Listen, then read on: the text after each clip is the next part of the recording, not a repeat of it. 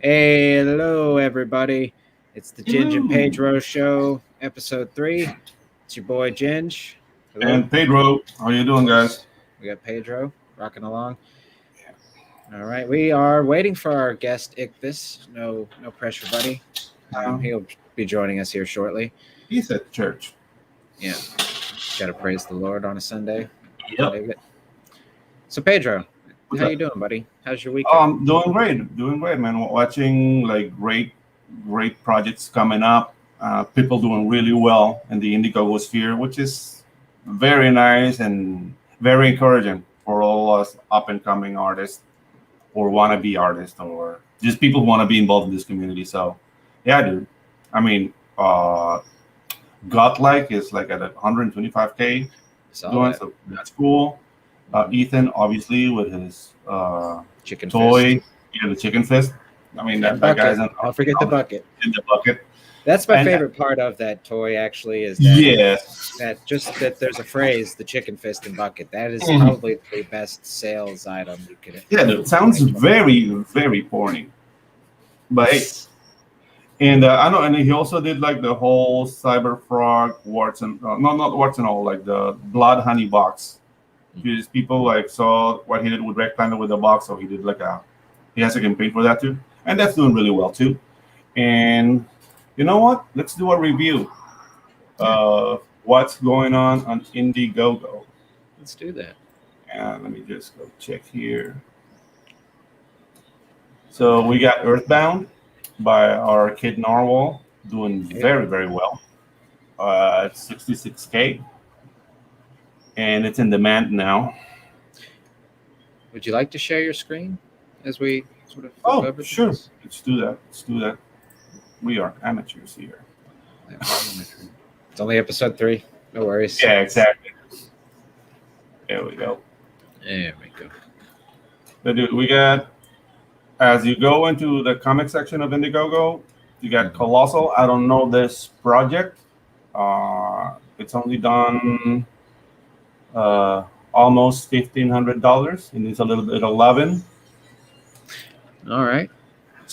Just check it out. Yeah. Check it out. Yeah. I think I'm sharing audio, but yeah. Nice logo there. The year is 2030.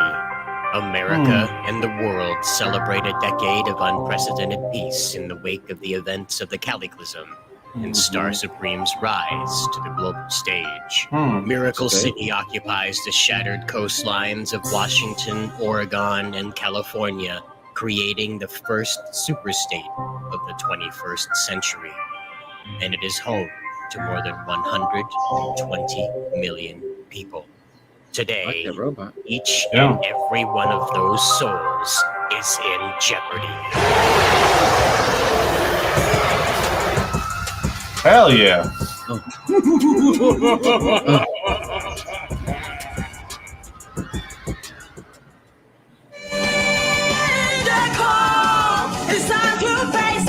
Yeah, I got a little bit of an anime vibe there from that robot chick. Reminds me of Dude, they have their own song. oh wow. Dude, that wow. lady is going in. Yeah. I like it. They Very have cool. their own song.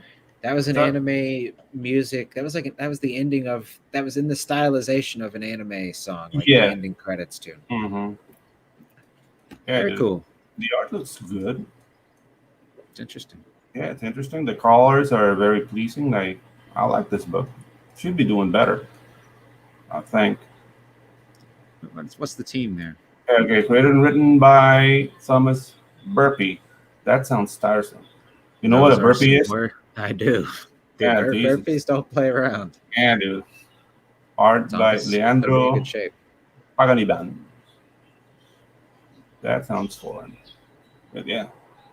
Syracuse, a graphic novel. Adobe Kroger, Dame Commando. I don't know this project. Wow, dude. There's so many things out there that we don't know a thing about. Oh, yeah, dude. There's a lot of stuff out there. Coloring by Daniel Grimaldi. In character vehicle designed by M30. That's one of the reasons we took Spells and Superheroes to Indiegogo.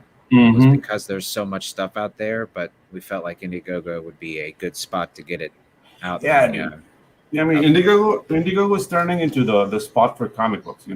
More so than CG. Like people, when people come here, they come for comic books more so than we got Kickstarter. Ichthy5.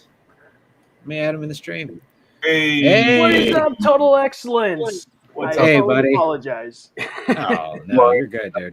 we were watching The campaigns. Colossals trailer here. Yeah, Colossus trailer. They have their own song, man. We all have to basically up the ante on our campaigns because people are just putting all their hearts and efforts in it. Mhm. And Colossal is not doing that well, man. It should be doing better. Like the art looks good. I mean, the story is interesting. Mhm. I mean, everything that touches on politics and creating new countries and whatnot, it already like catches my eye. So we got the usual suspects here: Earthbound, Blood Honey Box, Godlike, Twisted Fairy Tales is in the Man. Oh, Agent Solo City Under Siege, issue 3. Huh. But you see, I don't want to like call people out, but this is a mistake that some books really don't do good because they don't do the rounds, on the shows, and maybe they're not streaming at all because these are books I've never seen. Like, have to like look for them, guys. This is not the Field of Dreams. People are not gonna come if you just built it. You have to make the rounds, man. Right. So yeah, dude, we got Charlie's London, cosplay, and anime. Okay, I'm not that much into cosplay, but some people for your are. simps out there. Yeah, some people are. Let's not rag on the simps too hard out of there. Yeah, I just know a trap when I see one. People make the world go. So we got Charlie's London. Did really well. It's in demand, guys. The story of Charlie Chaplin told in graphic novel form. If you're interested in this, go back it up. Devil from Talonflats. Again. The Devil from Talonflats. Yeah. And dude, I really love the fact that there's a lot of like Western comic books. That's a genre that has been abandoned. Yes. For the longest while, and now like in Indiegogo, you see a lot of like Lopresti is coming with Wraith of God. Have you seen like the stills for that? I don't know if he's like has the pre-launch. I don't think he does. Let me see. I hope nothing corny comes up. Yeah, Wraith. The Wraith. Here it Is is. that the Wraith? There you go. It's the Aaron Lopresti. Look at that art, man. Ooh, damn. Yeah, it's freaking Aaron Lopresti, man. Yeah, but enough of that. Because the guest is here. Let me just stop sharing. Kayla in the chat.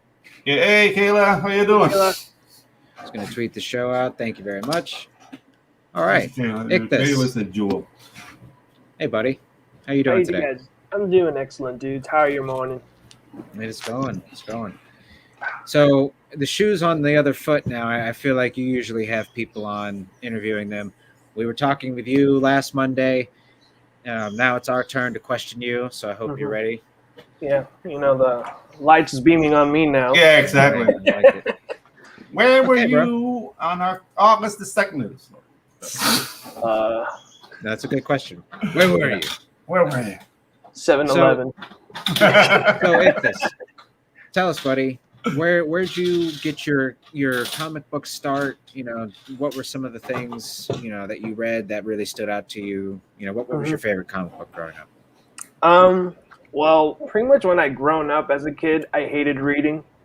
I'll be flat out with you there. But if you ever told me like what was the first comic book that got into my hands, it was like Superboy issue 1. And it was pretty much like a cutout cover of like Superboy with the Superman S symbol.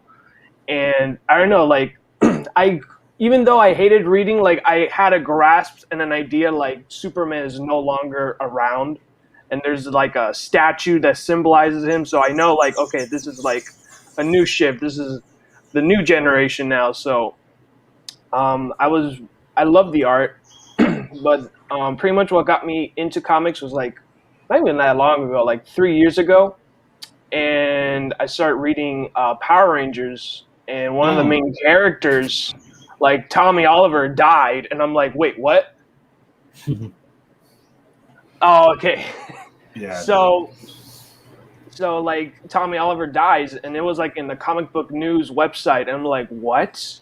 It's like I gotta read. I never even knew there was a comic book series until like that newsletter came on. So I'm like, all right, it's time to start reading comics, because I think the best thing about comic books is like maybe if your favorite TV show and stuff has ended, there's a continuation within the comics that that I really enjoy within this medium. So the mere fact that Power Rangers, like even the first season of it has ended 25 years, not even 25, like 28 years ago. Like they're still making these characters like with new adventures, getting more in depth with the character development. Because even the first episode of Power Rangers, like it was very straightforward. It's like they got their powers, they somehow know how to control a giant mech machine. Right. And just destroy it, just with and then of course just these amazing poses, all around. So yeah, okay, cool. So Power Rangers, that was one of the things that got you into comic books.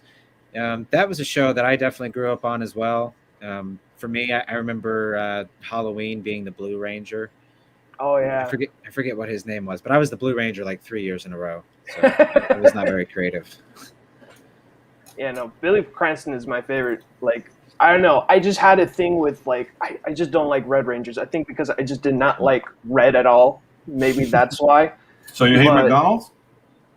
I mean, Ranger. you can't go wrong with their chicken nuggets. Yeah, exactly. So, that is true. I mean, I don't know, like the whole like graphic imaginary of McDonald's, like they use red. This kid loves red, and then basically now you associate red with hunger. So, I mean, I was running like a psychological treatise on McDonald's. So if you hate red, you hate McDonald's and you hate America. Not really. Oh, wow. Kayla says Tommy was her first crush. Yeah.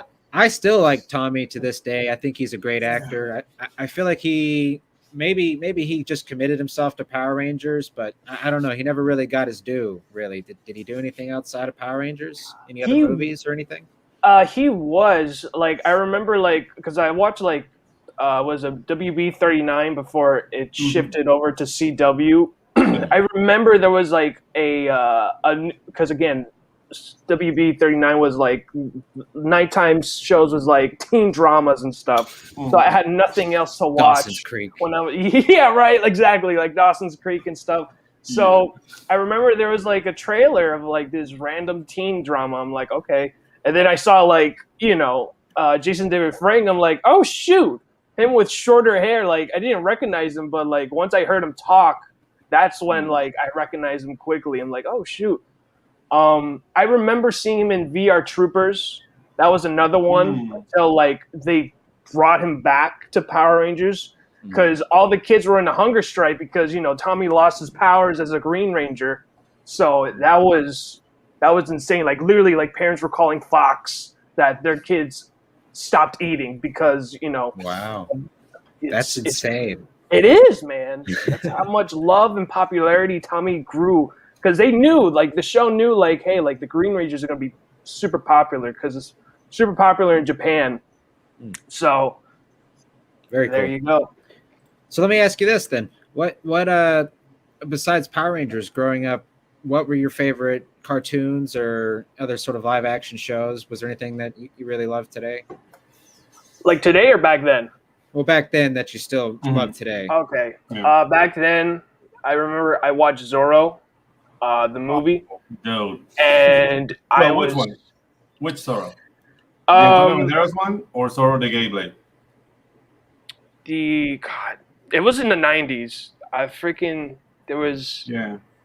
Yeah, no, it was in the 90s. I forgot. Yeah. Because I know, like, in the movie, like, there were generations of Zorros, and then the third one got it right out of all the other two. Yeah. So that what really, as a kid, like, that's what really stood out to me is, like, it took generations so this one specific hero got it right. And And what I loved about it was after that movie was over, then there was a TV spin-off after that one. Yeah.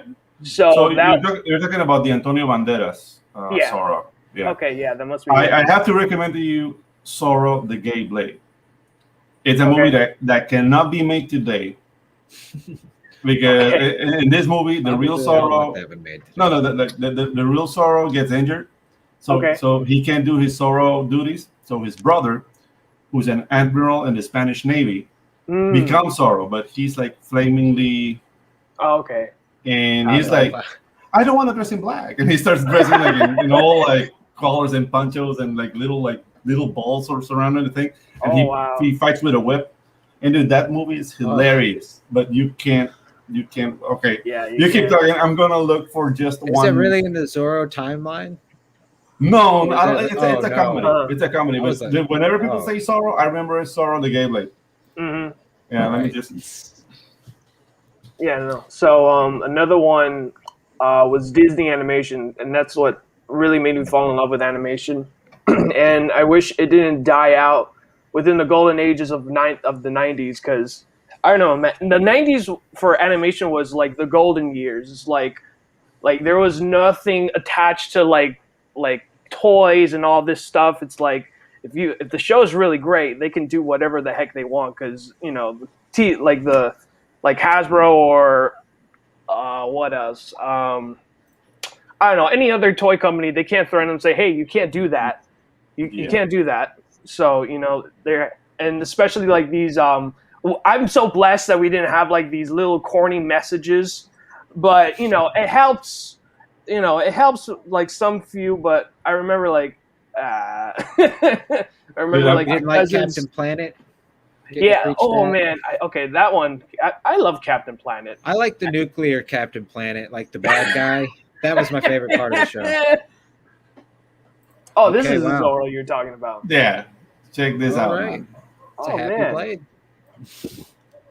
And dude, it's not really like making fun of gay people directly, because the guy, he is the hero of the movie.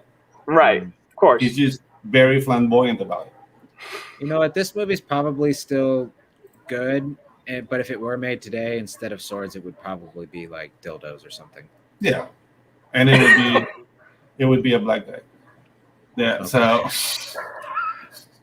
but dude, like, this is the Zorro for me. I don't know. I just love this movie. Dude, I like the cape. Yeah. Right? dude, this guy is all style. Yeah. No, and the color shift too. Like he's red. He's Yeah. not even black and red. No, dude, the thing is, like, he goes all over the place. Like, every time he comes Oh out, wow. it's a new costume. It's not only red. It has like the gold. Fantastic. This is the autumn look, and the Oh, the autumn look. All right. Yeah. I respect So that. he has seasons. yeah, and this Right. is like the real Zorro in the movie, like the guy Okay. who gets injured. So he's like the normal guy, and Right. yeah, Mhm. this movie is the shit. Yeah. It's from 1981. Okay. Sounds funny. Yeah, Yeah, it's kind it's of like very, some very Monty funny. Python kind of spin on it. Exactly, Yeah, exactly. okay. And the bad guys are like funny, stupid. Like it's that kind of movie, like a Mel Brooks kind of flavor to it. So it's Right. very, very good. So yeah, that's my recommendation for All the right. day. Mhm. For me, I've never seen the Zorro movies, but I grew Mhm. up on the '90s Three Musketeers, Mm, Chris O'Donnell. yeah, Dude, that movie probably was one of my biggest things that got me into adventure. It's just that was one that though on repeat. Tim Curry killing it as the Cardinal in that. yeah, movie. and Oliver Platt, what was Porthos, right? I don't remember the specific. Yeah, I think Oliver Platt is like a heavy set guy. Yeah, there was Yeah. some good actors there. Yeah, that guy like just made it because he was like a pathological liar. Oh wow.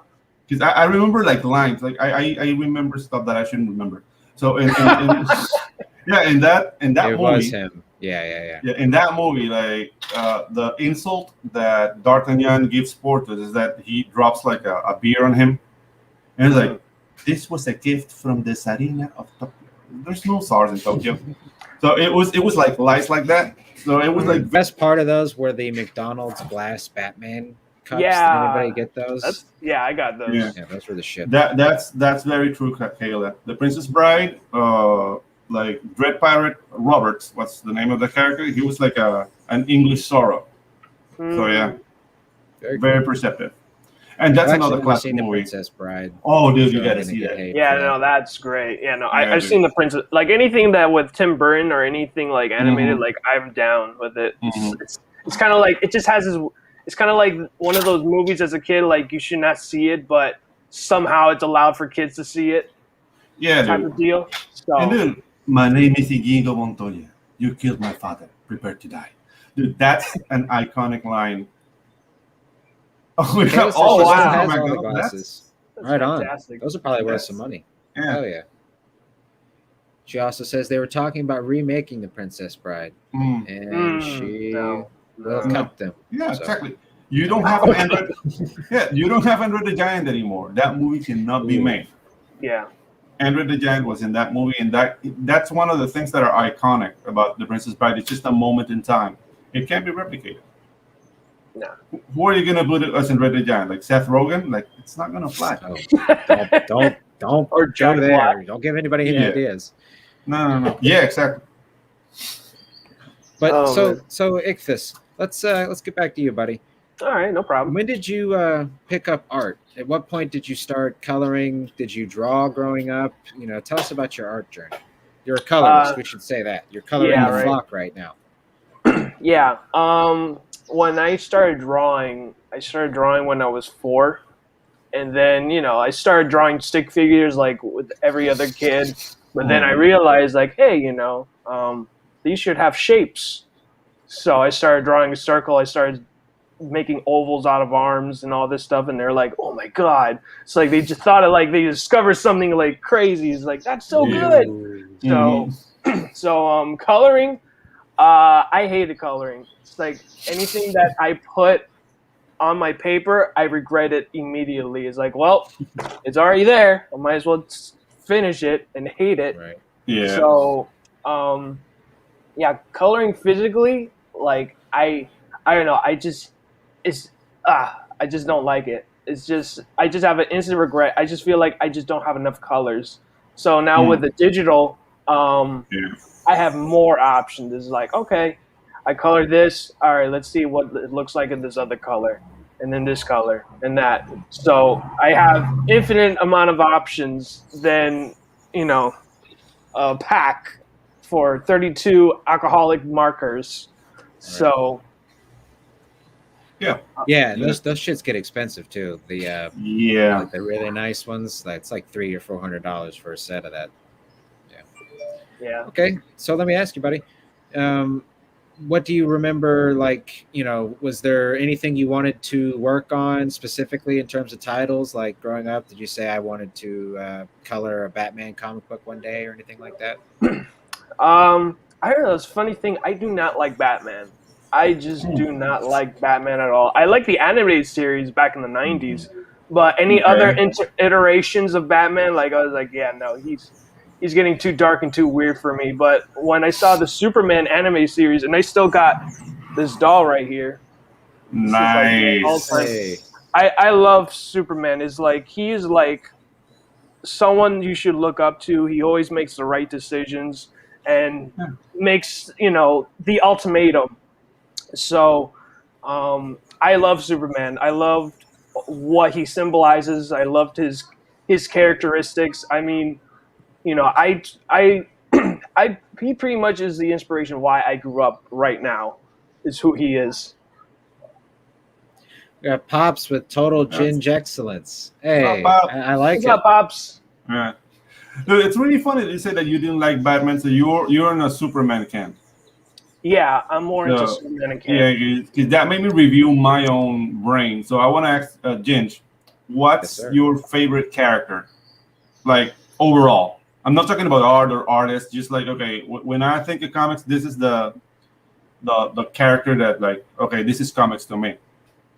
For me, it's Batman. Batman he's just my favorite character. As I've gotten older, it's kind of transferred to Nightwing a little bit, just as my perspectives have shifted. But if I had to pick one, it would be Batman. Yeah. Wow. because I don't know, maybe it's because I'm in Latin America and my reality is different. Mhm. But what speaks comics to me is Frank Castle, Mm. Punisher. the Punisher. Yeah, just like to me that's like the first comic I got in my hands. I was very old. I was like 19. Thanks for coming by, Ben. It was Deadpool. It was Okay. all right. I liked it. Actually I'm a yeah I'm a huge fan of that. Wow. But then I got the complete Punisher Max run, and dude, that Garth thing, Ennis. yeah, dude, that thing changed me. I was like, dude, this is what can be done. Maybe it's because of that. Because when you hear comics, you think capes, you think, and this was the first window the universe of possibilities you get when you're doing this form of storytelling, because the teams are small. There's not that much of a comedian, and maybe you have an editor, but you don't have like a paint department and an animation department and cleanup, and then you have a producer on each department, and then you have like a director and do things like the ideas dilute themselves. With comic books, which is something I really appreciate, is that you get a direct message from the creator, or so it seems. So I don't know, man. It's really fun when you say like I don't like Batman, and thank you, Ichthy5, for bringing it up. It just made my head explode. Yeah. It just shows on how personal comics can get with readers, and that's something we have to respect, man. So thank you. Yeah. And onward. I don't know. We should call this show like the Comic Mass, because it's at the same hour of mass, and then I tend to pontificate. We got Father Pedro here. Yeah, Reverend. Reverend, excuse me. I'll be. Go ahead. Sorry. Yeah. So you started your YouTube channel. Can you tell us about that? I mean, how's it been going? How long have you been doing it? I mean, how do you like it? Pretty much I did it for a year now, and pretty much my mission having a YouTube channel is, one, to like keep record and my progress within coloring, and two is like it's like a marketing strategy type of thing, where like I'm learning, and whoever I build up, and if I market it and going to these communities, because Discord is like my big chain of stuff to like do self-promotion and stuff, and any other Discord channel I can that says self-promotion, I'm like, perfect. So I pretty much do that. I've colored for about about a year now. My first one, like, I just did it just out of it, just winging it. But then I'm like, you know what, if I want to take this seriously, I might as well just pay for like an online course and just going to YouTube channels and this and that. And I don't mind like for younger kids, like I don't mind if you YouTube search it anywhere else, but if you're like in your late 20s and stuff and you're doing that, like I feel like you should at least go to better alternatives like Udemy, like it's just literally just straight, like you could pay like $10 for a course, which is exactly what I did. And you are being trained by a professional. I can even recommend you the colorist that I learned to color way much better and faster was Michael Kurt Russell. He colored. We were talking about Kurt a couple before we went on. We were talking about Kurt. Yeah. Okay. That guy's amazing. Yeah, no, he is phenomenal. I go to his I go to his streams. He knows who I am, and I told him that that I got my first coloring gig, which was the Flock. He's like, hey man, it's like I'm proud of you, and it's something that he always gets a lot. It's like he always tells people tell him like I got my first gig, this is that. So it really encourages him that like his courses really work, and people are getting And the first thing that he told me, like the worst thing. Well, I'm sorry, maybe not your worst, but the worst thing is you're not gonna stop getting coloring jobs, and it's true, man. After I got to my first gig, it just after that, and besides me having like a coloring stream, like I even get people just asking me live, like, hey, can you do this? And like, yeah, sure, just DM me. So everything that I planned out and putting in the time and effort in, it worked out. So Nice. I literally use YouTube as a way for me to build a community, another for me to, promote myself, as well as, people know how to pronounce my name properly. Because, Yeah, that's Ichthy5. yeah, Yes. I'll know exactly when I jump on the stream. They'll call me Ichthy5, and I'm like, Hmm. that's like literally my biggest goal. Like after that, after so many live streams, I'll blame Tyler for this. So Yeah. he's the one that started the Ichthy5 thing, and then I don't know. It was like the pandemic. It's like everyone's calling me Ichthy5, and then those who speak proper English, like who are like in their 40s and up, they'll call me like was it Ichthy5? I'm like, okay, well that's much better than Itchy. Rash. Ichthy5 sounds like a condition. I have to It say. is sounds like a condition. Stage 5 itch. Yeah. It's the stage 5 of the itch. It's like there's no going back. Yeah, like What like is the raw, origin of your name? scratching raw. Ichthy's, it's a place, right? Is it I think it's somewhere in New York or something? No, it's not. It's actually it's actually the original name of the Jesus fish that you will see like hanging around in the backseat. And I never even like when I was thinking of names, I'm like I need like a cool animal name, and Ichthy's just I don't know. It sounded way more cooler. It sounds more mysterious, and I'm like, okay, like I just gotta put something so that way I'm Googleable. You can search for me. So I put a 5 in it, and I did not know the 5 would be such an issue because I see everybody with number names they use as alphabet. So I'm like, oh, that's so cool. So That's nice. Man, the Jesus fish. Like that reminds me of an animated short. I'll do this a lot. Sorry. Yeah, no, it's all good. Go ahead, bro. Of an animated short called Le Moine and le Poison. Like I don't know French, so. And it's done by a Dutch guy, which is like a monk trying to catch a Jesus fish. Oh wow! Okay. On a Roman canal. Okay. So and it's very simple. It's mute and it's animated through the music. Like very recommended. Just check it out. Okay.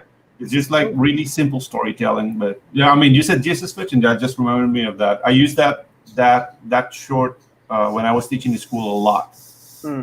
To let people know, okay, you can tell a story with 2 characters and simple backgrounds, because that's another thing. Like people, whenever they do a production, like okay, I'm gonna do a comic book and it's gonna be a galactic war, and I need 27 characters, and it's like, dude, you are on your own. Don't bite that much, It's just Right. But yeah, just reminded me of that, man. Yeah, Kayla says like your name reminded her of a Greek mythology character. Oh, really? Yeah, with the whole Ichthy's, like the whole. Like, oh, that's syntax. right. Yeah. Yeah, it does have that sort of feel. So you mentioned Tyler. Let me ask you this: how'd you meet Tyler? You're the moderator of his Discord channel. How long have you been friends with Tyler? How did all that get started? So when I was just starting it's the funny thing is when I started figuring out like, okay, like what do I want to do, and just art wise, because graphic design wasn't really good, especially here down south in South Florida. So finding work was hard, and not only that, but also like the demand that they asked for was too much, and the pay was too little.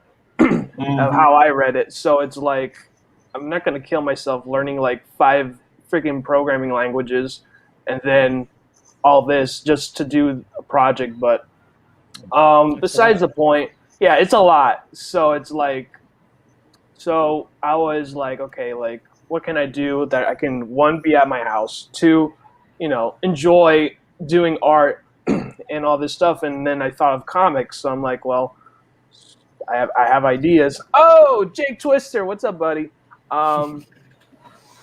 He's my regular on my stream, so sweet. I love Jake. So pretty much, dude. So I thought of comics. I was going towards more manga because that's what I mostly read at the time. So I was leaning towards manga, and I felt like the art was like much easier. So that was a great way to start for me. And then just doing stories, like I was like, okay, like how do I write a comic script and all this stuff.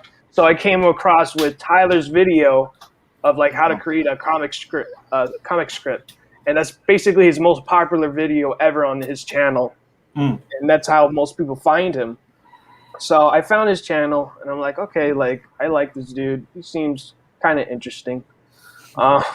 So I went in his channel, and I'm like, okay, don't shoot me for commenting that color suck on. Okay, that's kind of an inside joke. What's happening here? Yeah. That's all right. Raging. But So, yeah, go on. All right, so yeah, I know. I just want to make this as long as possible and more interesting within my origin story. It is your origin story, buddy. You can make an omnibus if you guys want to. So I checked out his channel, and I think like maybe it was like a week ago. So I'm like, okay, this guy's active. So, and then there was a really interesting live stream called Religion and Comics. So I really got into that. Nice. It was really interesting. And that's when I subscribed to his channel, and then I followed him on every social media possible. Then we started talking like on Instagram and stuff. And I was so surprised, like every other channel I would see, they would have a Discord. So I know how Discord works and stuff. So I was like, hey, dude, it's like, do you have a Discord? And he's like, no, I do not. But, I pitched him the idea for a Discord channel.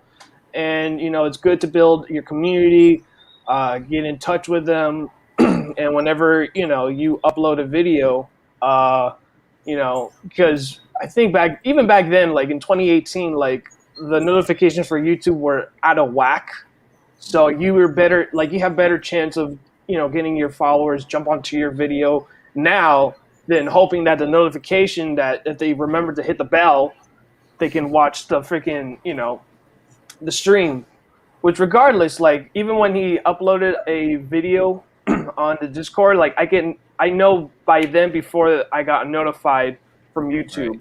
So it's a huge advantage in helping to build your audience and to know when you're going to jump on. And and it helps me a lot too within promoting whether I go live streaming or when I jump into another, channel like you guys, for instance. I spread the word that, hey, I'm going to be on these two cool chaps right here. We're just starting out. Hey man, so, episode 3, the Holy Trinity. That's when it's going to start. Lucky number 3. Yeah. Okay, so that's a good origin story. Well, that will be acceptable. Let us move on, sir. All right. So you've got a book you're working on. You've been working on it for a little while. You commissioned some art for it. It's Pro Wrestling Gators. Could you tell us about Pro Wrestling Gators, bro? Yeah. So that's a funny thing with Pro Wrestling Gators. So I thought I'm really good with networking. So I was talking with 6 Scale Combat, and he was getting together some really cool indie creators, even big ones like John De La Rose. Who else? We got my good buddy Doug, who is a creator for Lone Wolf. So he's getting really good creators to be part of this, digital zine because of the corona. So it is going to be a digital zine for everyone to read for free while they're staying at home with their families and stuff. So it seems really cool and stuff. It's like I saw this whole big group of names and stuff, and then it says "and more." So I was like, I want to be that and more. And more, yeah. And more. So that means my name is in it. Yeah. It's just more. So I asked. It's your middle name. Yeah. Ichthy and more. Ichthy and more. Yeah. And so pretty much like I was like, can I join this digital zine thing? And he's like, yeah, shoot on it. So I literally thought of it within 10 minutes. So I was like, okay, what's the coolest, all right, what place should it be? Florida, because that's where I live. What's the coolest thing? So what was my idea is okay, Ninja Turtles, but what is the one thing that's super cool that the Turtles weren't able to do? Because they're ninjas, so that's the cool factor. But what is it that they don't have? Professional wrestling. Okay.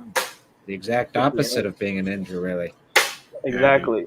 So pretty much professional wrestling and gators, and I'm like, does he like? It was funny. I started laughing like this is so ridiculous, but does it even make sense just them being a professional wrestler? And then I remembered here in Florida, It's our state alligator, hobby, bro. alligator wrestling. Yeah. Alligator wrestling is pretty popular here in South Florida, and it's considered to be an extreme sport. And I hope so because they're handling gators. Yeah, it sounds extreme. So it makes sense in a way. So Florida Man comics. I agree. Yeah. We need more of those. Yeah, we need more Florida Man comics because there is a comic from Mike Barron that's literally called Florida Man, but I was so disappointed. It's like, are any of the places based off of Florida? And he says no, but people that do live in Florida, they do say like it feels like he did touch on things that relates to Florida in a way. So I was like, okay, if my people say it is how it is, then I'll give it a try. Yeah, but I love the fact that you're doing like you give the shout out to the Turtles. Yeah, because I mean, when the Turtles came out, everybody came out with ideas to have like their own versions, and you have like the karate, like radioactive hamsters or something, came out, and I think even in Tiny Toons there was like the immature radioactive samurai slugs, and everybody was trying to do that. And I have this friend. The thing's like I love the name, but he couldn't draw, so that idea is lost to the ether. Oh man. Do you know? There are lizards, but they're a little bit bigger down here. I don't know if you have them in Florida. That they run on water. Oh shoot! I think I know exactly what you're talking about. I mean, they're not big. They are tiny, but they're like tiny that they can literally run. I think we do have those. I'm telling you, like Florida is literally like Australia, except it's just stupid. Yes. The main amount of stuff that we have it. It's like we have a bad infestation with iguanas.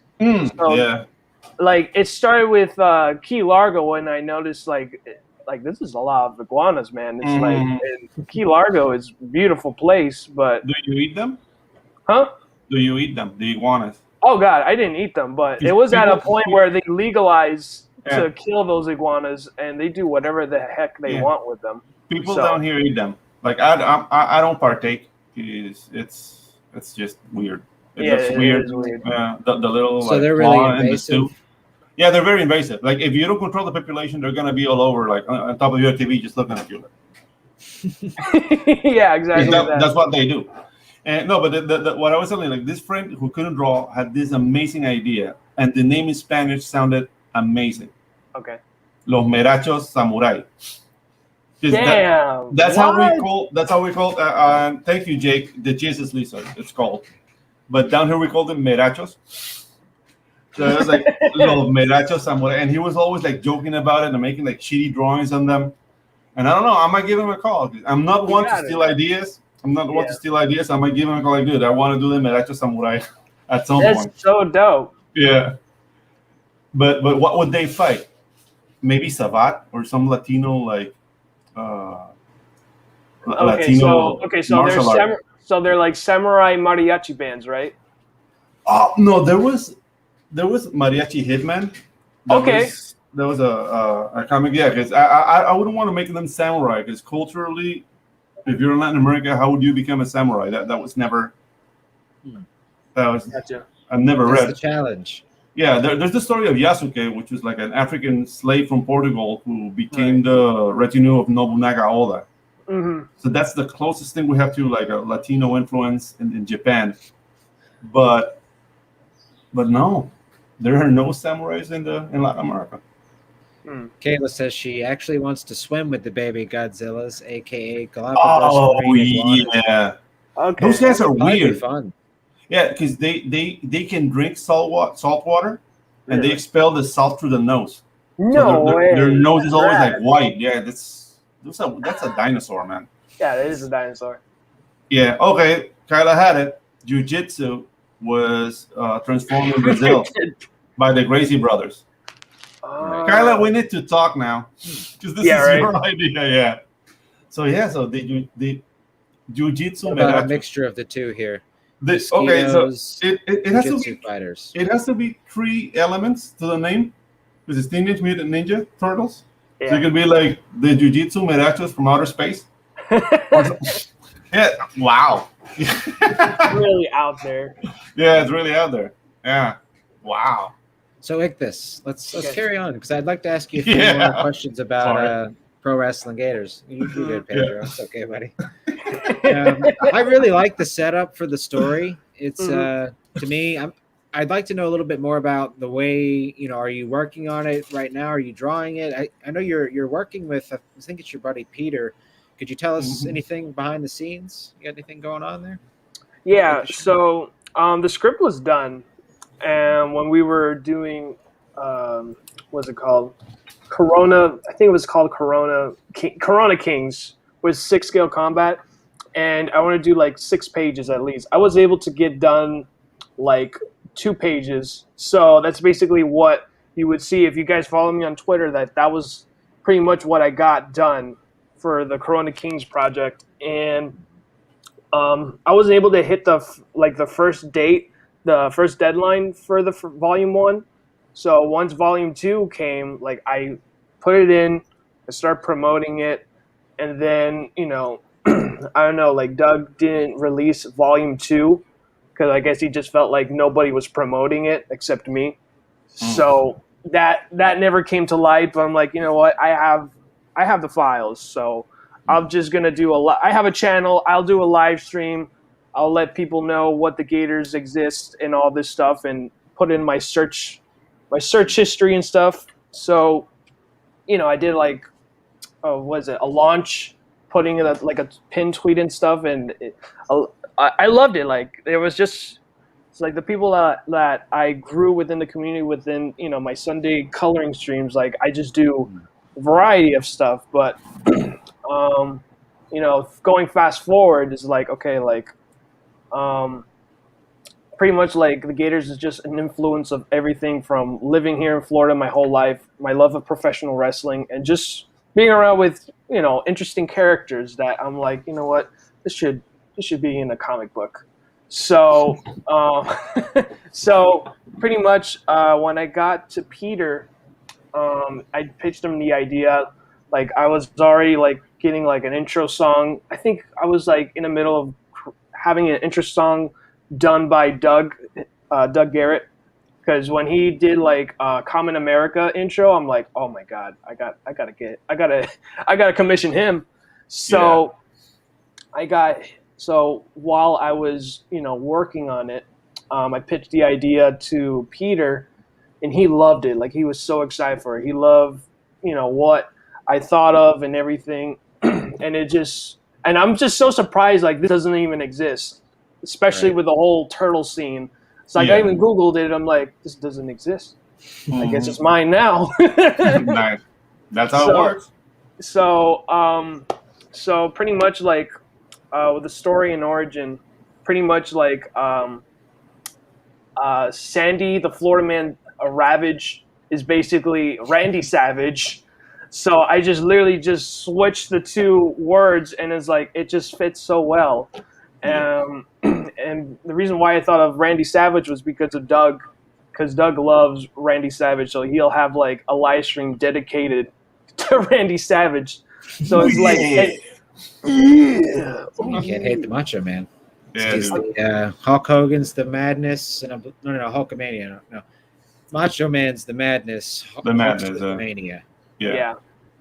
So it was just a lot of influence behind this, and just this Randy Savage type of character. It just fits well with. Kayla says she loves anything to do. She does anything with Randy Savage or Slim Jims. I mean, the two are inextricably linked. That's her go-tos. Yeah. So and just the radical personality, it just fits. Just him being like somewhat of a mentor to these gators that are just being developed as we speak. So I was even debating it because originally it was going to be two of them. It was going to be Al and Croc because it's going to be an alligator and a crocodile, and we do have those in Florida. Nice. And but then I was like, we're more known here just alligators and crocodiles, and so I sticked with gators. I thought, okay, we'll do 4, and let me see. Does he have a flashy costume? Yes, he does have a flashy costume. Could you is there any of your stuff on Twitter? Any of like the character sheets? Would you like to go over any of that?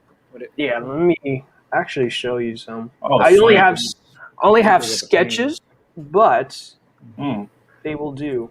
I'll even showcase some thumbnails that Peter made for me to help translate much better and a better flow compared to what we had at the time with the script. Talking about Peter DeLuca, right? Peter A. DeLuca. Yes, he does. He has a weekly streams.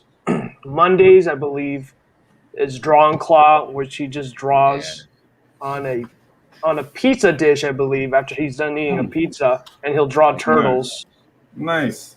And what is it? And the other one, I think on Wednesdays, it's a Wildstorm Wednesdays, and he just showcases, comics or trading cards, anything that has to do with Wildstorm.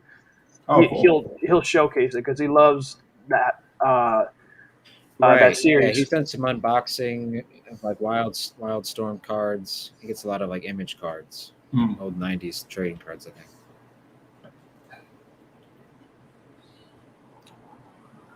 And do you guys have caiman in Florida? What do we have? Caiman, like a sort of like an alligator, right? It's a type of alligator, but the nose is more snub.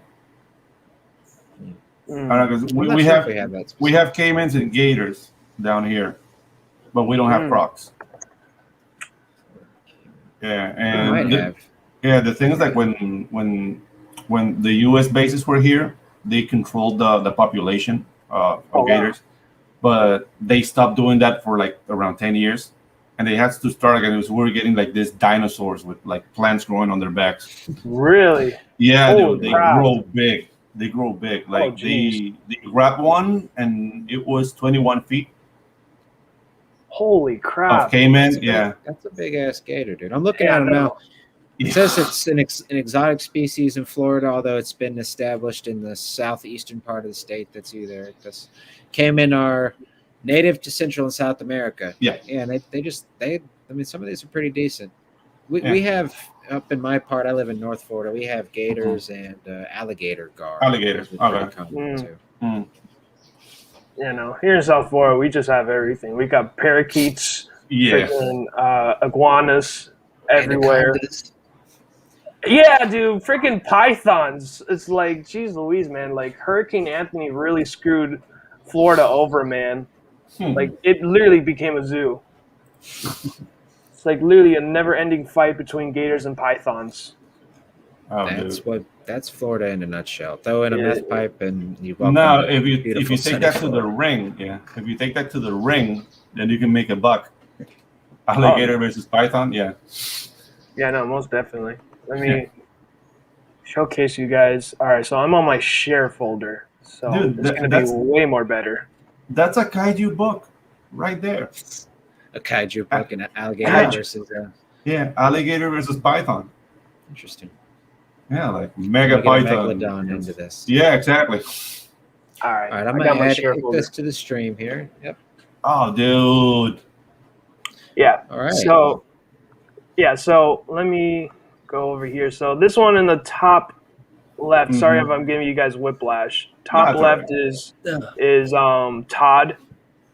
So Todd is basically the powerhouse of the group. Pretty much, the mask is pretty much like a little Easter egg because I basically made this while COVID was happening. So I think it's just a little reminder, when I was going through stores, I was just wearing a bandana over my face, then a freaking, $2 mask that you can barely breathe in. So think a bandana was more. I like the look though. The bandana, the tour, the tatters, Mhm. and him having the only one on it. I mean, it certainly adds a whole layer of just Personality, questions about yeah. that character in Yeah. particular. Yeah, man. So I even did some.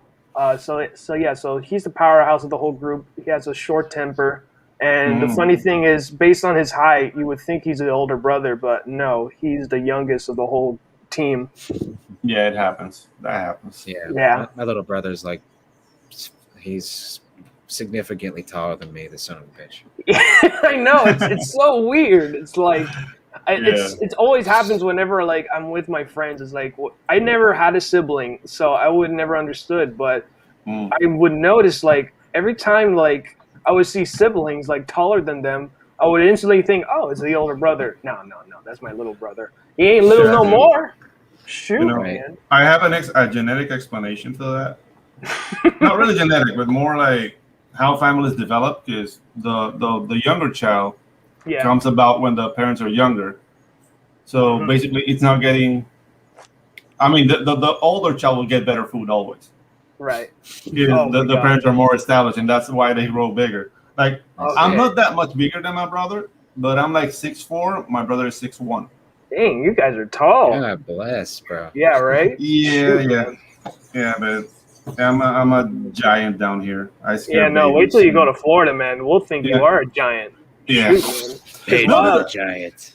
I've been to the U.S. Like in the U.S., I'm not that tall. Really? Yeah.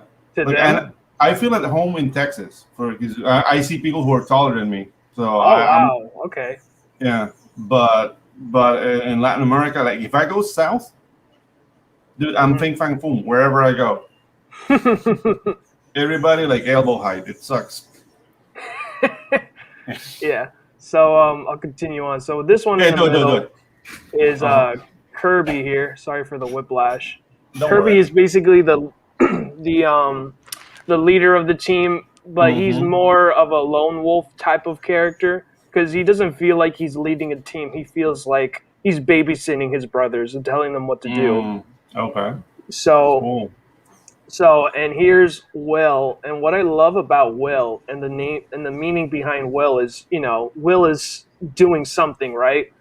Will is the total opposite. He is lazy and he procrastinates. I mean, he could solve a Rubik's Cube under 3 minutes, but he just doesn't want to do anything. But if there's a fight involved, he'll be down for it.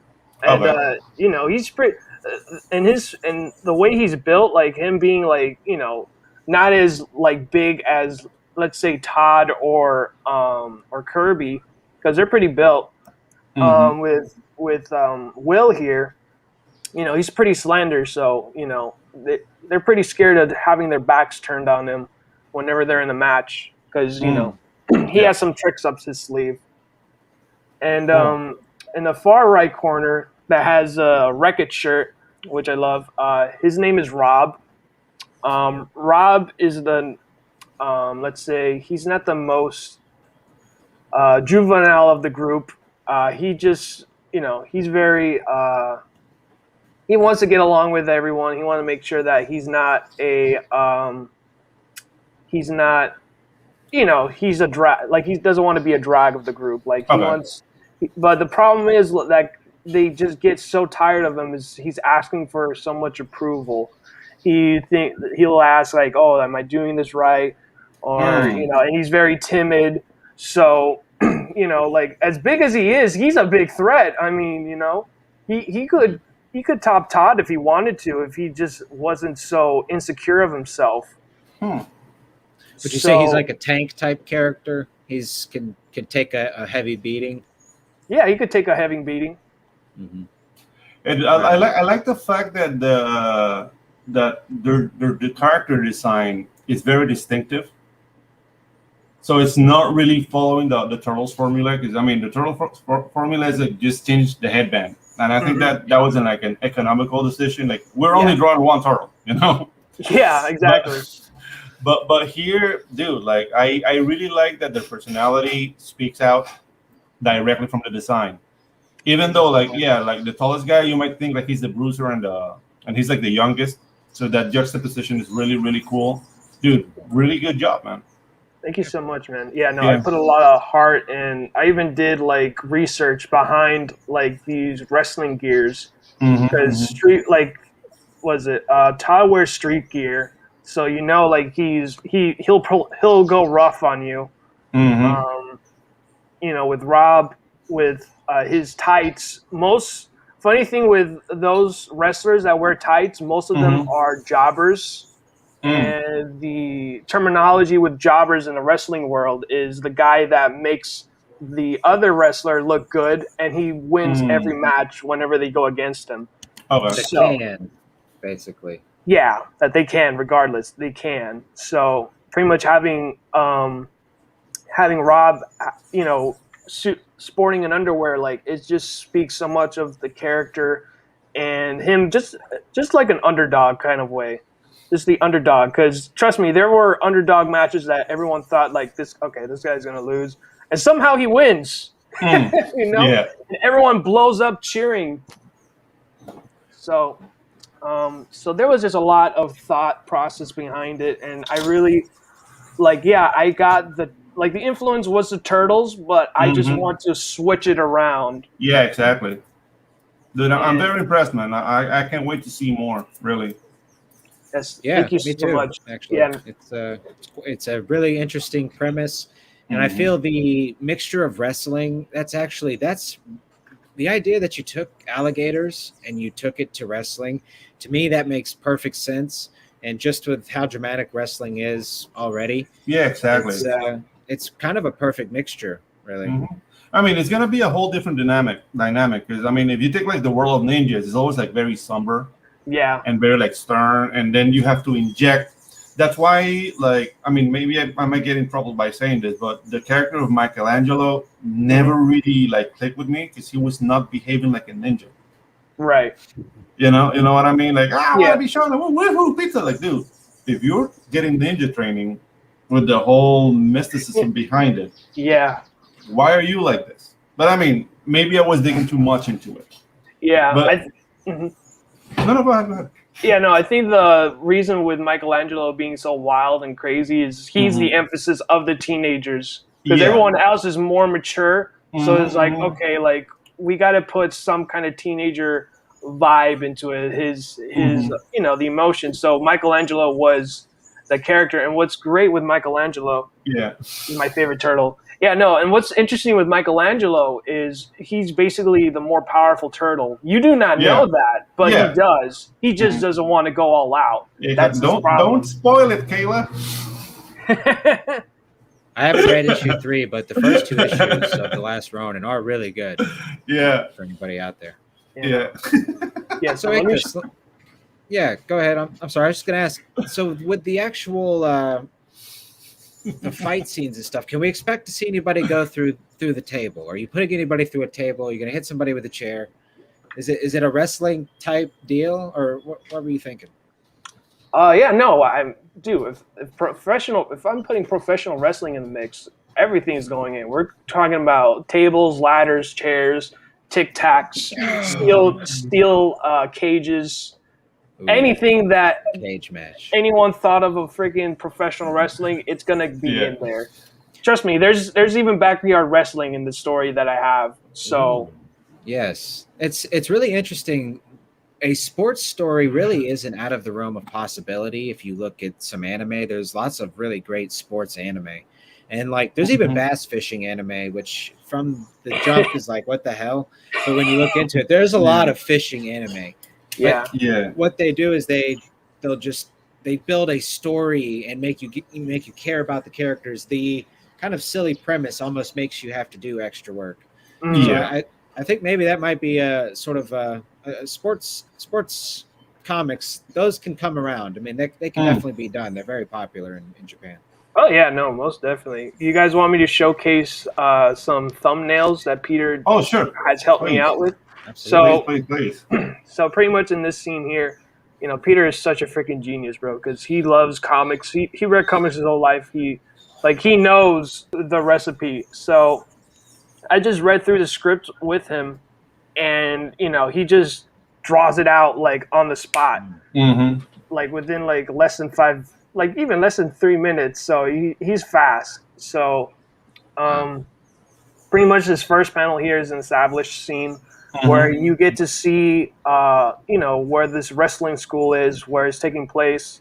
So you know that this wrestling school that Sandy has is in the Florida Everglades swamps. So there is gators around the swamps.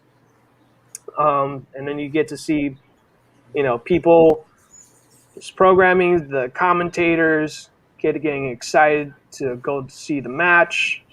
My God! Do you have a JR? Do you have like a JR type? Or Don't worry, Larry the King Lawler?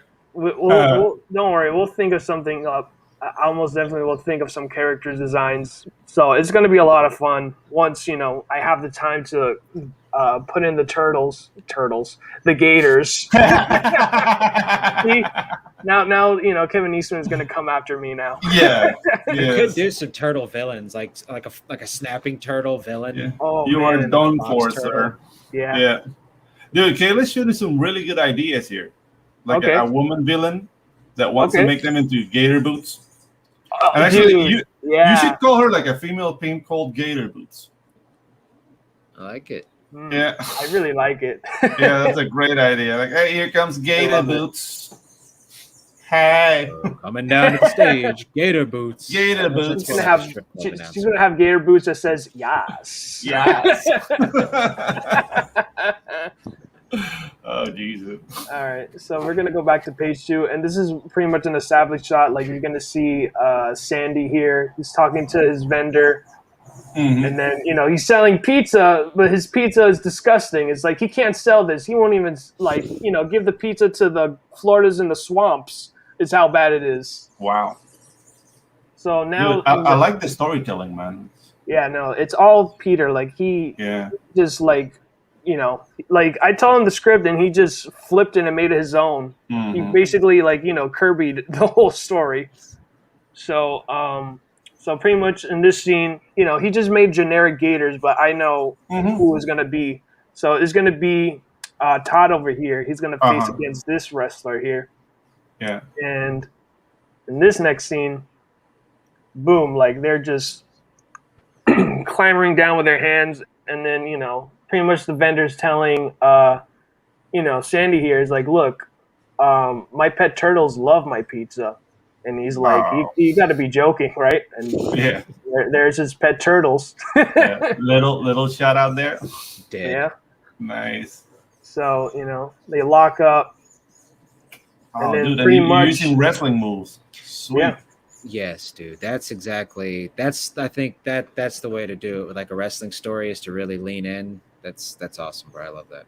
Dude, there's also, I don't want to tell you what to do with your story, but of course, I'm down to hear inputs. Yeah, dude, you need a Mexican aerial wrestler. Oh yeah, within the mix. That's man. A luchador type. Yeah, like a Rey Mysterio kind of thing going on. Oh hell yeah. Yeah, that would be awesome. Just like short, stocky, but very, very agile. Like that, that would be very cool. Yeah. Something to throw off the gators, right? They're just big. There's like, what the heck is this guy? Interesting. Yeah, exactly.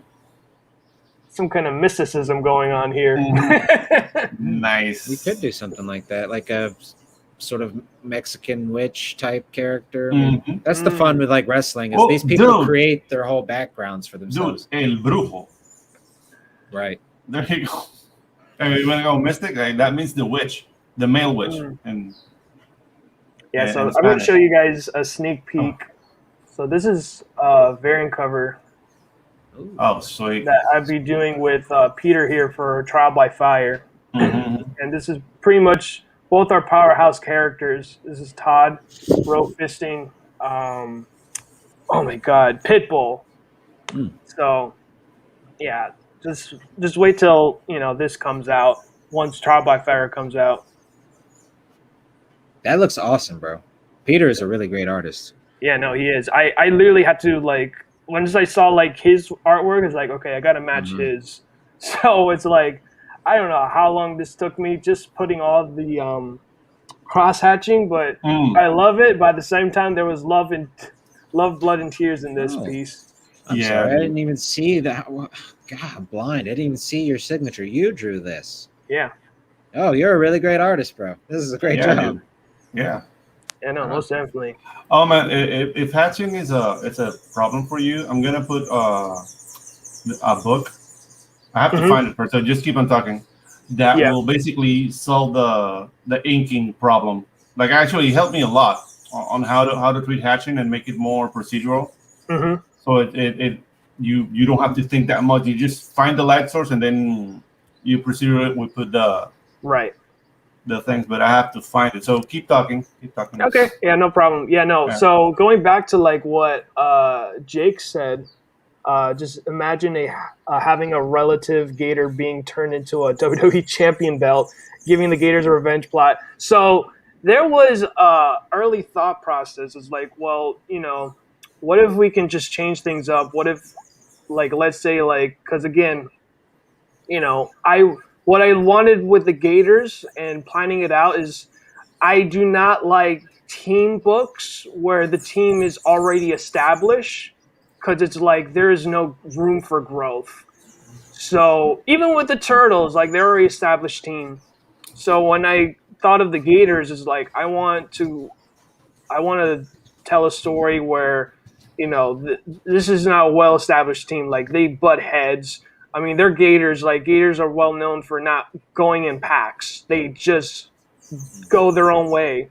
So it's pretty much like there has to be some point in time where they have to establish as a team. So I really want to tell a story of that than just okay, a well esteemed was it well established team, but yeah, they have their fights here and there. Mm-hmm. So Take this. The book is called The Art of Comic Book Inking by Gary Martin. okay, all And right, you can find a PDF online or buy it on Amazon or whatnot. Dude, it will help a lot. I mean, this is okay. very, very good, great work. Don't get me wrong, but since you mentioned that it took you a long time, I Mhm. just picked that up. So, dude, like this will help you just, dude, find out where the light source is Right, and what brushes to use to make what the kind of shadow you're aiming for. So okay, it becomes like a list. Like, okay, this is my problem. These are the tools I have. So it becomes faster. Like that okay, helped me a lot. Even though I do everything digital, right, like I do have my like brushes for different things, okay. and it all came out of that book. So check it out. Mm. Most definitely, yeah. No, thank you so much, Pedro. I most definitely will look into it. Yeah. So yeah, dudes. So pretty much that's everything that goes on with the Gators. So, yeah, man, that's pretty much it. All right. Dude, amazing work, man. Thank Amazing. you Yeah, so bro. much. So keep us in the Definitely. loop. Yep. So definitely, I love the look of the book. You've got a lot of potential there with the story. I know we just threw a million ideas at you. Sorry about Yeah, that. no, I love it. I love it. No, I love when people give me input because there's just so much things like Mhm. I think Ginge, I think you were the one that told me the idea like what would be like the announcer be like a frog or something or a toad, and I'm like Yeah. that is genius. This is like I didn't even Yeah. thought of that. There's a million things you could do with it. I really love the idea, especially me being a Florida man myself. It being set in our neck of the woods is something I really enjoy. Exactly. So But we're once it's gonna ready, are you gonna launch an Indiegogo or where you think we're gonna go like full digital, tapas or whatever? What's the future for this project? So it's gonna be an Indiegogo. Yeah, I think I thought of like one. I want to go for Indiegogo because more it's Mm-hmm. just very straightforward and a lot of comics are there, and pretty much the demographic as well. I can, it's gonna hit on that. It'll be on Indiegogo. I'm going to be in talks with Peter, because it's going to be more of an ash can. So it's like, okay, you got the idea what the Gators are, who Sandy is. It's gonna like this ash can is gonna touch on the Gators, what the world's Mm-hmm. gonna be, as well as and uh, a story within Sandy, like how he got into how he got in the mix with the in Gators. the biz. Yep. Nice. So that's all I could say. There's not really a lot of like character development with the Gators, but there is more within Sandy, within the Ash Can. Sweet. Sweet. Definitely looking forward to that. Can we ask you one final question here before we wrap up the show? Go ahead, bud. Where can we find you? What's your sort of weekly streaming schedule? Where can everybody expect you to be? Right. So right now the coloring streams are in the pause right now because I'm more focused on the Flock, and you guys can back the Flock comic on Indiegogo. Just search in the Flock series, and I'm a colorist for issue 2 and 3. I completed coloring issue 3, I believe, last month, and Right on. I was planning just to color issue 3, but then Scott loved my coloring work so much, like he got me to color issue 2. That's great, man. So if you guys feel like issue 2 looked great and issue 3 was like, oh, this kind of threw me off, you'll know why. But yeah, no, I'm very happy. I love the Flock. The coloring style that I love to go by, it really mixes well within the artist's art style. So I'm really having a lot of fun with the Flock, and These are your first books too, right? Your first sort of my things first, to be printed and published. Yeah, my first gig being as a comic book colorist. I'm happy that I got is another one that I did with Nicholas. I did the cover for Sunchild for the deluxe edition, and it felt great, man. It's like I have proof. It's like, hey, this is my work. I'm a colorist now, so Sweet. Your first appearance. If anybody's interested in Ichthy5's work, especially for the long term, I mean, this would be your. Who knows, really, down the road if you'll be hold of these Flock comics. So you guys should definitely check those out. Yeah. Speaking of projects, Spells and Superheroes is on day 5 of its first 30-day run. Yes. And just go back it. It's an awesome job. If you like D&D and superheroes, this is the thing for you. Yeah, well, actually, I won't say who's going to be drawing it, but our boy at the end of the month here is going to be coloring something for Spells and Superheroes. So all right, I'm excited about that. Very excited. Thank you so much, Ginge. Oh, dude, thank you. You've been a great help. But yeah, we're going to go ahead and wrap up, everybody. Yep. Thank you all for coming by. Episode 3, our special guest, Ichthy5. All right. See y'all later. Bye-bye.